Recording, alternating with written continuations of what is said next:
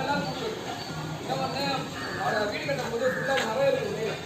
இப்போ ஓட்டு வீடு கூரை வீடு எல்லாமே மரம் இருக்கும். அந்த சத்துக்குள்ள வந்து உள்ள வந்து கொடுக்கணும். ஓகேவா?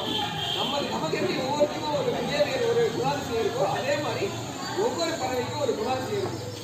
இந்த பறவையை பொறுத்த வரைக்கும் இந்த வீட்டுக்குள்ள மட்டும்தான் கொடுக்கட்டும். இங்க ஒண்ணு இந்த சிட்டுக்குருவி மட்டும்தான் ரொம்ப நெருங்கி பழகிற ஒரே உயிரினம், மனிதர்களோட நெருங்கி பழகிற ஒரே உயிரினம் இந்த சிட்டுக்குருவி மட்டும்தான்.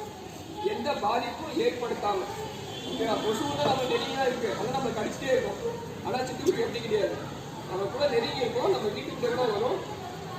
இன்னொரு ஸ்பெஷாலிட்டி என்ன அப்படின்னா டே ஃபுல்லா நாள் ஃபுல்லா என்ன பேச முடியுமா? நம்மளால யாரும் முடியாது.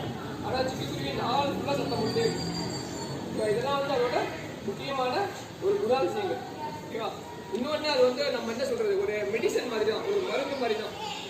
குழந்தைங்களுக்கு பெரியவங்களுக்கு இதை நான் குழந்தைங்கிட்ட கொண்டு போனதுக்கு காரணமே வந்து குழந்தைங்க தான் இதை வந்து ரொம்ப நல்லா பார்த்துப்பாங்க. இன்னொன்று நம்ம பெருசாக அதை மெயின்டைன் பண்ணணும்னு அவசியம் கிடையாது. ரொம்ப ஒரு இடத்துல வச்சா போதும் அந்த பாட்டு. நம்ம கொடுக்குறது வந்து குருவிக்கான கூலி கிடையாது, குருவி தங்குறதுக்கான ஒரு சூழ்நிலையை ஏற்படுத்தி கொடுக்குறோம். ஒரு சூழ்நிலையை ஒரு வாழ்றதுக்கான ஒரு சூழ்நிலையை நம்ம உருவாக்கி